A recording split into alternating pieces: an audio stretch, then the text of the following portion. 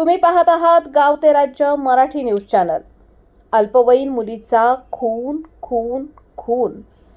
सावधान, तुमची मुलगी बाहेरगावी हॉस्टेलमध्ये शिकत असेल तर ही बातमी अवश्य पहा। नाशिकमधील वाडीवरे पोलीस ठाण्यात अज्ञात मुलीचा खून झाल्याचा गुन्हा दाखल करण्यात आला होता। नाशिक जिल्हा ग्रामीण पोलीस अधीक्षक बाळासाहेब पाटील, अप्पर पोलीस अधीक्षक रवींद्र मिलखिलकर यांच्या मार्गदर्शनाखाली कर्तव्यदक्ष पोलीस निरीक्षक भगवान मथुरे यांनी तपासाची सूत्रे हाती घेत राज्यभरातील बेपत्ता मुलींची माहिती संकलन केली।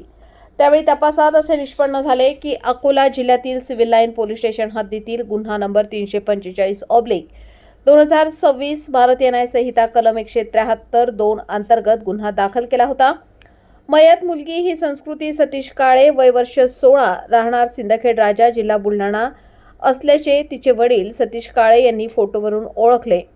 ती शिक्षणासाठी अकोला येथे हॉस्टेलमध्ये राहत होती।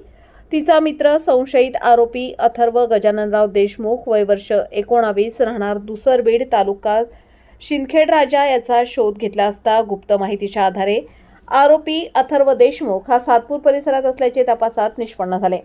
सातपूर पोलीस स्टेशनच्या मदतीने ताब्यात घेण्यात आले व पुढील तपासाची चक्रे फिरवताच आरोपी हा पोपटासारखा बोलू लागला। आरोपी नंबर 2 सुमित देवानंद सानप, वय वर्ष 19, राहणार भुमराळा, तालुका लोणार, जिल्हा बुलढाणा याला ताब्यात घेण्यात आले। आरोपी यांनी अल्पवयीन मुलीचा चालत्या वाहनात चाकूने भोसकून खून केल्याचे उघड झाले आहे। पूर्वनियोजित पुरावा नष्ट करण्याच्या हेतूने अल्पवयीन मुलीचा मृतदेह